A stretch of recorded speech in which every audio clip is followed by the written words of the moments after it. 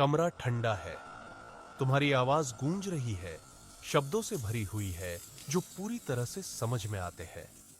तुम समझा रहे हो, सावधानी से, तर्क संगत रूप से। तुमने एक निर्णय लिया, एक अच्छा निर्णय। तुमने जोखिमों का मूल्यांकन किया, लाभों को तौला। यह सही कदम है, लेकिन वह तुम्हें देखती है।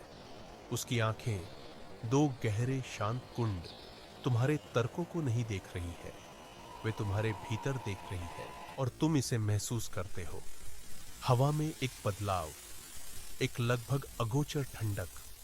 तुम्हारे तर्क, तुम्हारे सबूत, तुम्हारे अच्छी तरह से निर्मित कारण, वे धूल में मिल जाते हैं। तुमने सोचा था कि तुम एक पुल बना रहे हो, इसके बजाय तुमने एक खाई खोद दी है। तुम भ्रमित हो, क्रोधित हो।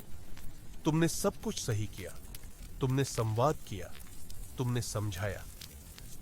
तो फिर यह गलत क्यों लगता है? क्योंकि तुमने एक मौलिक नियम तोड़ा है, एक नियम जो तर्क की किताबों में नहीं लिखा है, बल्कि हमारे आदिम मस्तिष्क में अंकित है। तुमने उसे अपना तर्क समझाया और ऐसा करके तुमने अनजाने में उसकी अवमानना की सहज प्रवृत्ति को सक्रिय कर दिया। यह उसकी गलती नहीं है, यह तुम्हारी भी गलती नहीं है। यह मानवीय गतिशीलता का एक गहरा, परेशान करने वाला सच है। समझो, जब तुम समझाते हो तो तुम संवाद नहीं कर रहे हो, तुम विनती कर रहे हो, तुम अनुमोदन मांग रहे हो, तुम सत्यापन मांग रहे हो। तुम कह रहे हो, क्या मेरा निर्णय मान्य है? क्या मैं मान्य हूं? यह तर्क नहीं है जो वह सुनती है, यह तुम्हारी अनिश्चितता है, तुम्हारी दृढ़ विश्वास की कमी। आकर्षण का मनोविज्ञान तर्क पर नहीं बना है, यह शक्ति की धारणा पर बना है। मैं क्रूर शक्ति के बारे में बात नहीं कर रहा हूं, मैं आंतरिक शक्ति की बात कर रहा हूं। वह शांत आत्मविश्वास जो कहता है, यह रास्ता है। जब तुम अपने तर्क की व्याख्या करने के लिए रुकते हो तो तुम उस शक्ति को आत्मसमर्पण कर देते हो। तुम नेतृत्व की स्थिति से अनुयायी की स्थिति में चले जाते हो और यहीं पर अवमानना जड़ लेती है। यह एक सचेत विचार नहीं है, यह एक सहज प्रतिक्रिया है। उसका आदिम मस्तिष्क जो एक स्थिर, निर्णायक साथी की तलाश में है, एक लाल झंडा देखता है।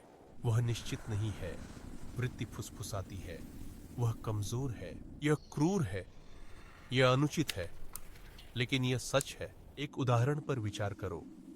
जेम्स और क्लारा अपनी छुट्टियों की योजना बना रहे हैं। जेम्स ने एक शांत देहाती केबिन चुना है। यह महंगा नहीं है, यह एकांत है और यह उन्हें शहर से दूर ले जाएगा। एक तार्किक विकल्प। क्लारा ने एक जीवंत समुद्र तटीय शहर का सुझाव दिया था, अधिक महंगा लेकिन अधिक रोमांचक। जेम्स अपना मामला प्रस्तुत करता है, वह एक स्प्रेडशीट निकालता है, वह बजट की व्याख्या करता है, वह शांति और सुकून के लाभों पर प्रकाश डालता है। देखो, वह कहता है, यह बस समझ में आता है। क्लारा सुनती है, वह सिर हिलाती है, वह सहमत भी होती है। ठीक है, वह कहती है, केबिन ठीक है, लेकिन यात्रा के दौरान सब कुछ बंद है। वह दूर है, वह ठंडी है। जेम्स भ्रमित है, उसे वह मिल गया जो वह चाहता था, है ना? उसने तर्क से जीत हासिल की, उसने लड़ाई जीती, लेकिन उसने सम्मान खो दिया। समस्या केबिन नहीं थी, समस्या उसकी प्रस्तुति थी।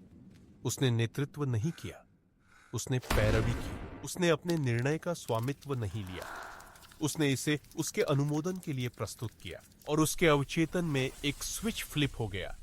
आकर्षण का स्विच, सम्मान का स्विच। तो तुम क्या करते हो? क्या तुम एक तानाशाह बन जाते हो?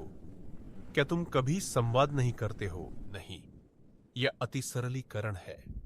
सत्य सूक्ष्म है, यहां अनावरण है, परिवर्तन। यह समझाने के बारे में नहीं है, यह अवतार लेने के बारे में है। एक निर्णय लो, अपने निर्णय पर विश्वास करो और फिर अपने कार्यों के माध्यम से इसका नेतृत्व करो। अगर उसने केबिन के बारे में पूछा होता तो जेम्स को समझाना नहीं चाहिए था, उसे कहना चाहिए था एक शांत मुस्कान के साथ, मुझ पर विश्वास करो, यह वह जगह है जहां हमें होना चाहिए।